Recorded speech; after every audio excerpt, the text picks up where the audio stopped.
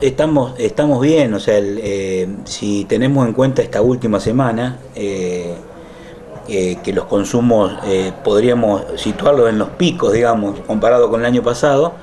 eh, Hemos notado un cambio con relación al año anterior. En el año anterior teníamos alguna dificultad en el bombeo desde la planta de San Marcos, y este año estamos notando un cambio, digamos. Nosotros lo que pedíamos, sobre todo, como pasa en una casa, que a la noche, digamos, uno puede tener las cisternas llenas para después el otro día, con ese almacenamiento y el bombeo permanente de San Marcos, no tener ningún inconveniente.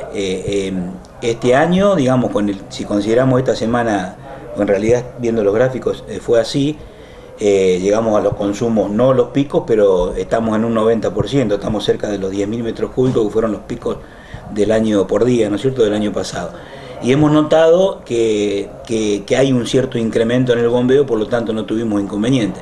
De todos modos, Miguel, nosotros siempre le recalcamos a la gente, ¿no es cierto?, que sobre todo en esta época, que consuma agua, por supuesto, pero de la forma más racional posible.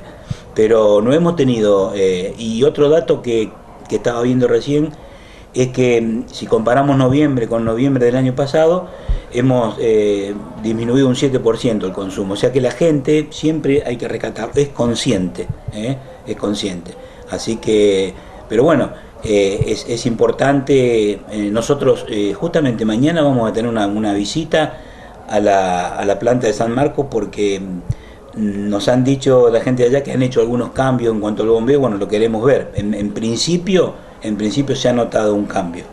Bien. Sí, esta época principalmente uno ve mucho las piletas, que son sin dudas el mayor consumo, o lo que aumenta mucho el consumo, pero hay lugares prioritarios, ¿no?, como hospitales, como lugares que realmente no pueden estar sin agua. Sí, por supuesto.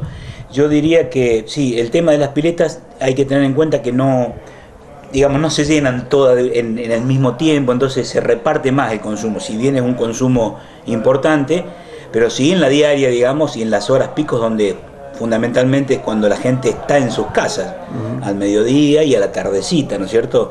Y bueno, y todos esos, es muy importante también, Miguel, mientras vos decías del hospital, por supuesto, en esos centros esenciales, colegios, agarra un poquito del verano, ¿no es cierto? Después no hay más actividad, pero todos en esos centros de salud, digamos, la recomendación de que tengan una reserva importante para cuando haya alguna variación de presión se pueda, digamos, usar la reserva. Y también para las casas, nosotros siempre hablamos o recomendamos, digamos, que el costo que tiene un tanque domiciliario de 800 litros en el valor de la casa es realmente despreciable. O sea, vos no vas a dejar de hacerte una casa por tener o no tener tanque. Sin embargo, hay algunas cuestiones que se dan, y yo siempre digo lo mismo: en las casas donde tienen mayor superficie, o sea, uno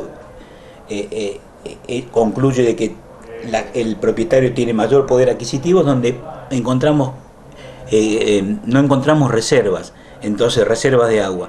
Vos imaginate que si nosotros pensamos en un metro cúbico del tanque de 1.000 litros, y hablando de 12.500 usuarios, estamos teniendo 12.500 metros cúbicos de reserva adicional, y estamos hablando de un consumo medio de 7.000, 8.000 metros cúbicos y picos de 9, 10.000. O sea que es muy, muy importante la reserva domiciliaria. Por suerte, la mayoría de la gente la tiene, pero yo siempre lo comentaba con la gente de la municipalidad que deberíamos, digamos, presionar un poco más cuando habilitamos los permisos de obra, digamos, para tratar de obligar a la gente, no por un capricho, sino por una cuestión sanitaria que no solamente distribuye la presión en forma uniforme en el domicilio, sino también en estos casos.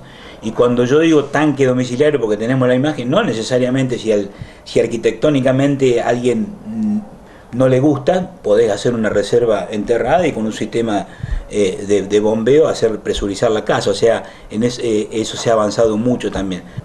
Bueno, vamos al otro factor, que es el económico, es decir, ¿cuánto hace que no aumente el agua y qué se prevé para el verano? ¿Se prevén aumentos? ¿Hay que corregir las tarifas? Nosotros siempre vamos siguiendo, digamos, la evolución de la inflación. Es más, sobre todo teniendo en cuenta la época de pandemia, es como que la COISPU de alguna forma fue subsidiando, digamos, siempre íbamos por detrás de la inflación.